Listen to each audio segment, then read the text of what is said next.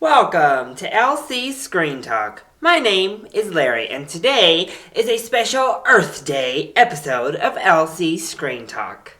So if you know me in real life, or you follow me on any of my social media platforms, or watch enough of my YouTube videos, hopefully you're able to glean, I love me some animals. And I'm all about animal rights and the issues that come along with that. So I wanted to do a video to bring attention to Earth Day, since Disney Nature unfortunately is not releasing a film this year. I don't want the film community to forget about a very important holiday. So today we're going to just go over my recommendations for you to get into the Earth Day spirit. So there are a ton of documentary feature films that have been released over the years involving animal issues and animal rights. Clearly, the most successful of them, especially in recent years, is March of the Penguins. But everybody already knows about this film, so this is not my recommendation. So my recommendation came down to two aquatic sea mammal films. We have Blackfish, and we have The Cove. Ooh. And in the end, I decided that my big recommendation for this year is to go ahead and watch Blackfish, especially because it is so relevant in society today. We just heard the announcement that SeaWorld will be discontinuing their orca program for good. Once the orcas that are in captivity now happen to pass away, then that's it. They're done. They're not breeding any more orcas in captivity. Obviously, they've stopped capturing orcas from the wild, and this is a huge step and actually a huge win for this documentary. So I think this is a great film to watch, not only for the social issue of, orcas in captivity and what SeaWorld was doing, but also to just see what documentaries can do in the real world. The repercussions that came from this documentary have been huge. Ever since it was released, SeaWorld has felt the backlash of this film here.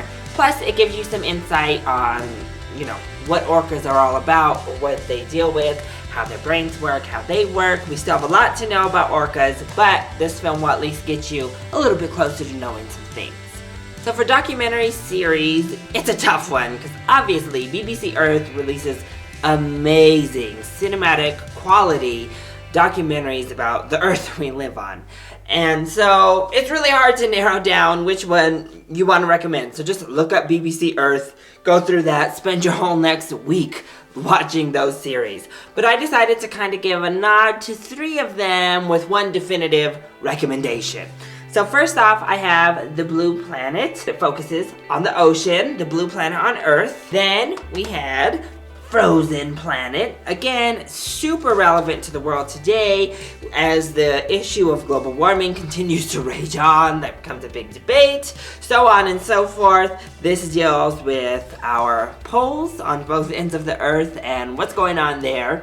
But since those two are so singular and focused, I decided to give the recommendation to the most successful, most renowned, most awarded series the BBC Earth has released to date, and that is Planet Earth.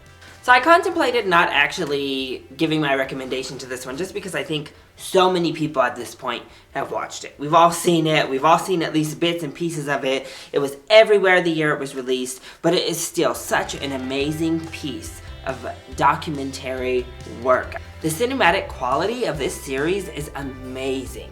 Something that I think Cruise and Hollywood wish they could achieve themselves, and it was all done in the name of educating not only children but just general audience members worldwide about our planet, about what we're doing with the planet, about the creatures that we share this planet with. But it's an amazing watch. If you haven't seen it, you need to watch it this Earth Day. If you have seen it, it's never a bad time to revisit Planet Earth. Alright, so for Best Animated Feature, there were a ton of Disney movies to choose from that have lovely animals in them. And then, there's things like Ferngully that again have wonderful messages. The Lorax had a wonderful message. WALL-E. So there's a ton to choose from, and children's animated films have really done a great job recently of infusing a message in there and really getting kids on board with understanding that our planet needs our help, and we've got to do something about making sure your generation is more proactive about saving the planet than past generations have. But I decided I was going to go ahead and go with Pocahontas as my Earth Day recommendation this year. So Pocahontas doesn't really focus in on animals per se. Of course, they're there, they're sidekicks, just like any other Disney feature. But it deals more with people and our actual environment and kind of becoming one with the environment, understanding the worth of our actual planet and Earth outside of just animals. So I think it sends positive messages all the way around, even if it isn't historically accurate. It still has amazing songs and would make for a great watch for you and your family to just kind of revisit the colors of the wind this year. So again, many live action films deal with our planet, deal with animals. I think that there are plenty of amazing choices, but I decided to go with Free Willy as my recommendation. I loved the Free Willy movies as a child. They were my favorite. I used to pretend I was an orca, and if you haven't picked it up by now, I particularly love orcas. But again, I think it harkens back to the whole SeaWorld discussion with the aquariums, but also just shows like a really wonderful bond between the orca and this child. And to kind of keep them in the conversation here, I think it's just a fun, wonderful movie. There are other wonderful live action family movies that I think you could watch, like Mighty Joe Young, but I personally loved Free Willy, so I think it's worth revisiting this year. And then I'm gonna give a special nod to the movie you should see in theaters this year, again, because Disney Nature's not releasing their film, but it's gonna be The Jungle Book. So this is the Disney animated version from 1967, but as you may have heard, a new live action film has been released, and it's amazing. Again, it talks about humans and their impact on planet Earth. I say maybe revisit this animated version before you head into the theater, just so you can refresh yourself. Or if you haven't seen this animated version, maybe you should take them in fresh and then watch this one after the fact. So go watch The Jungle Book this Friday, which is Earth Day, and support that amazing film, and the only film that deals with animals and conservation that's out right now. So finally, my last recommendation comes down to the name and the brand that has really made Earth Day become a theatrical event, and that is Disney Nature. And I really have to applaud Disney as a company for creating and maintaining this subdivision of Disney Nature and continuing to release films. So we know how long these films take to film and how much money and resources have to go into making these documentaries. So it's really commendable to them to continue with this journey. They're releasing a movie next year in 2017 that deals with pandas in China, and these films unfortunately have not been so profitable, so that just makes it even better for Disney to continue to put them out, continue to donate proceeds to causes worthwhile, while also building awareness around Earth Day and really making it an event for families.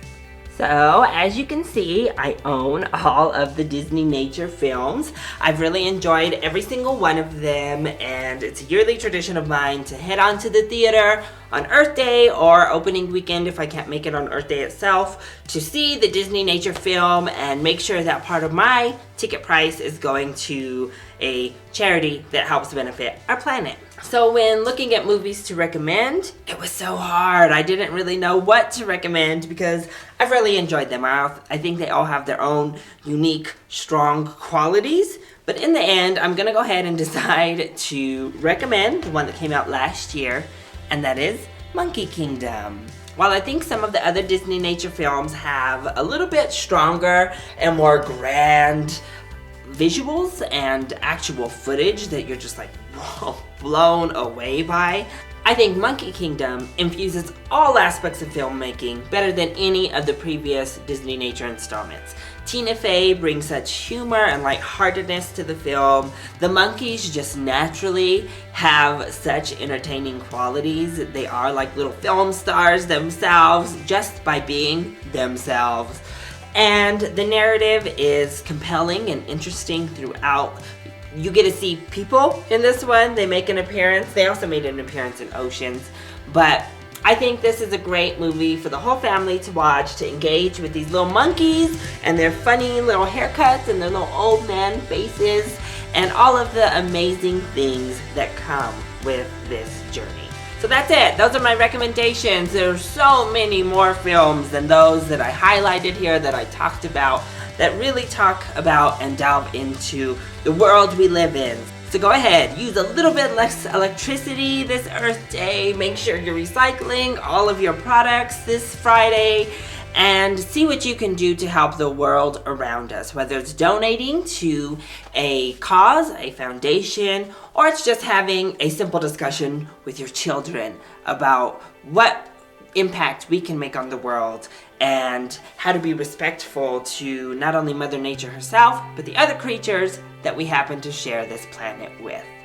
So I hope you all enjoyed this video. What are some of your favorite nature-based films? Let me know in the comment section down below. As always, I love you all so much for your support. Mwah! Thank you for watching, and I'll see you next time. Bye!